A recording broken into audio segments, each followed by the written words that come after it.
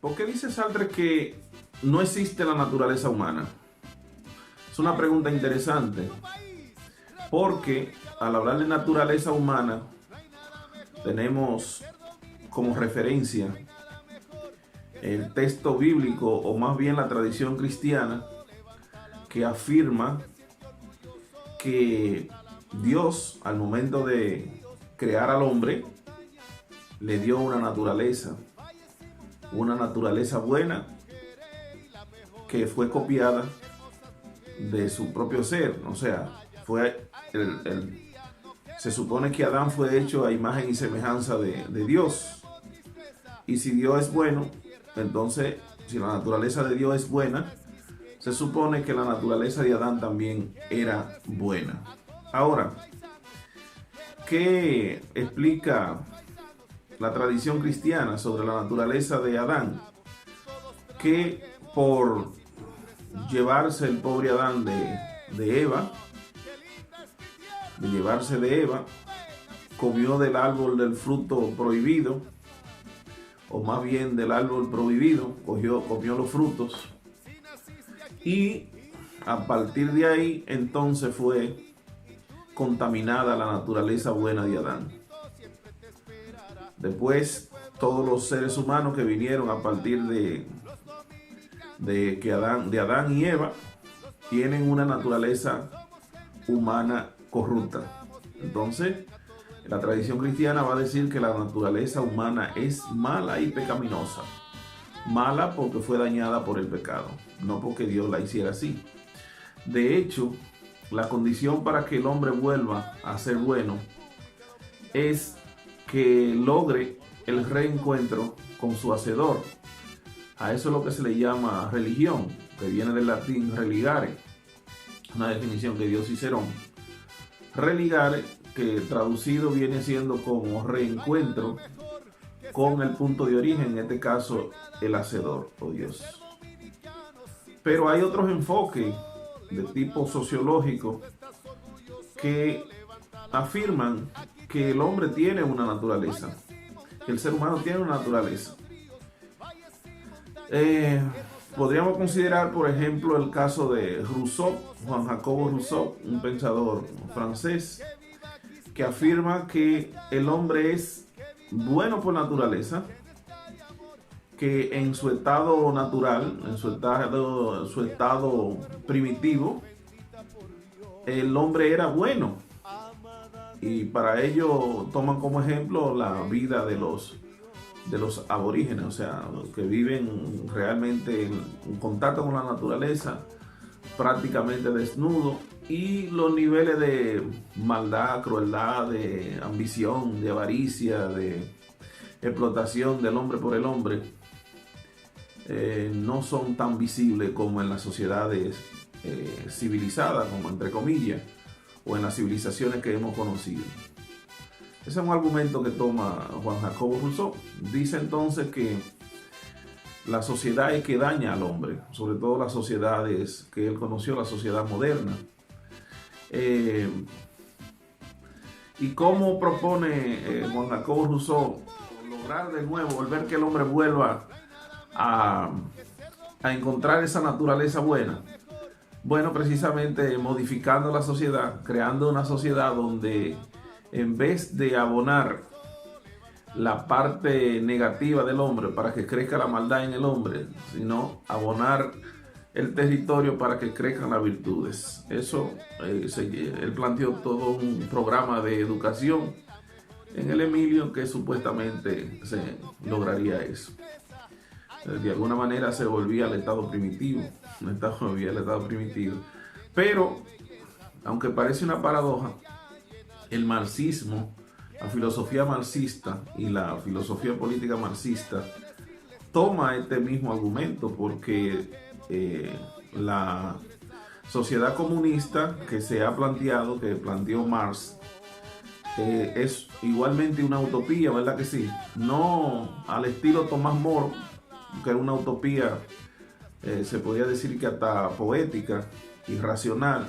La utopía marxista supuestamente era una utopía científica, o sea, el comunismo científico, así se le llegó a llamar. Y el socialismo simplemente era una etapa de transición, ir creando una sociedad de igualdad, y se suponía que con esa igualdad llegaría el momento en que el hombre, al ver las ventajas de trabajar de manera colaborativa, donde los excedentes de producción del colectivo serían repartidos a todos los seres humanos de acuerdo a su capacidad y a su necesidad. Evidentemente es una bella utopía, sería una cuestión ideal, pero se está contando con que el hombre es bueno por naturaleza. Y también Thomas Hobbes habló un poco de la naturaleza del hombre. Planteaba lo contrario a Rousseau, que era mala por naturaleza y que la sociedad en que se estaba viviendo era que había realmente aportado a mejorarla. O sea que estábamos en una época de oro según la teoría de Thomas Hobbes. Tenemos finalmente nuestro autor, el autor que estamos analizando, que es Jean-Paul Sartre, que va a decir nada más y nada menos que no existe una naturaleza humana, ni buena ni mala. El ser humano no tiene naturaleza. Y para ello da una serie de argumentos que son bastante atendibles. De hecho, es la visión que yo asumo. Aunque debo decir que no estoy negado realmente a ver lo que está ocurriendo hoy con los descubrimientos de la biología. Hay muchas cosas que tendremos que replantearla en lo adelante, pero por lo pronto vamos a asumir la postura existencialista que dice que no hay, el ser humano no tiene naturaleza, ni buena ni mala. En ese sentido, da una serie de ejemplos, de argumentos que apuntan todo a probar esa afirmación.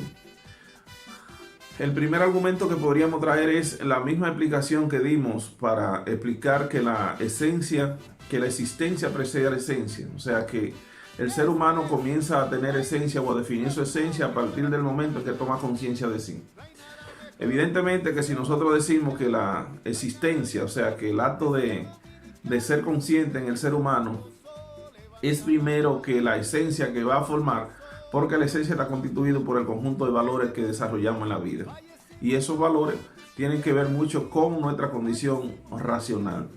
Entonces, en ese sentido, al decir esto, estamos negando de plano la posibilidad de que exista una naturaleza humana, buena o mala, o de cualquier tipo. ¿Por qué?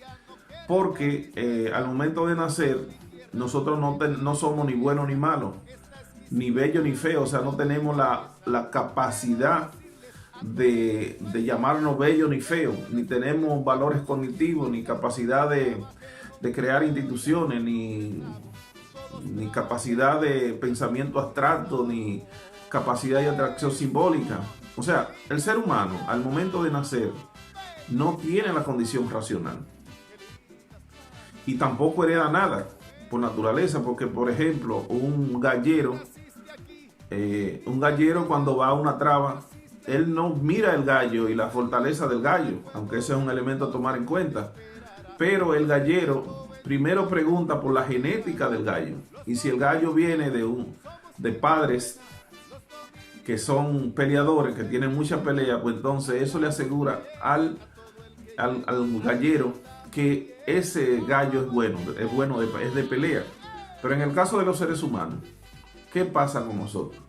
Podemos nosotros arriesgarnos a afirmar que el hijo, por ejemplo, el hijo mío, que ya yo soy bachiller, licenciatura, maestría, y estoy en la enseñanza, tengo mucho tiempo en la enseñanza.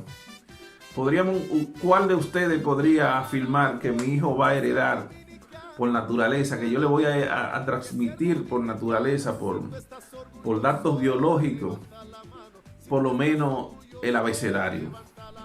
Nadie podría hacer eso, porque realmente no está en nuestra naturaleza esa cuestión, lo que nos define como seres humanos.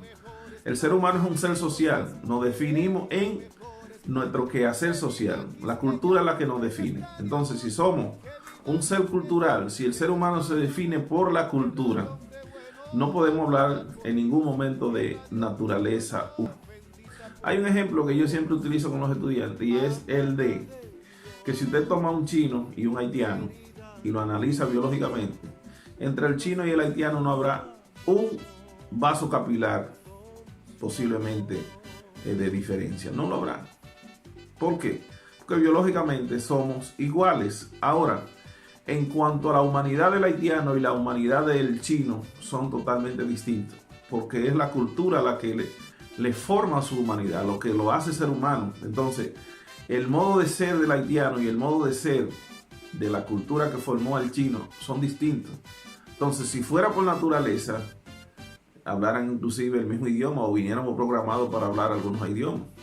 Yo inclusive le digo a los muchachos que afortunadamente no existe la naturaleza humana, porque imagínense ustedes, los que nacimos de padres que apenas hicieron la primaria, hubiese sido una pérdida de tiempo que nos mandaran a la escuela, porque genéticamente íbamos a venir determinados para llegar hasta la primaria. Sin embargo, el hijo de una persona totalmente analfabeta o ágrafa podría llegar a ser un médico, un ingeniero, un abogado, un político, ladrón. En fin, que no hay nada en la naturaleza, digo, que esté determinado el ser del hombre, porque ya lo explicamos. Explicamos que el existencialismo ve al hombre en una condición dual en el sentido de que hay una parte que es biológica y otra parte que es cultural.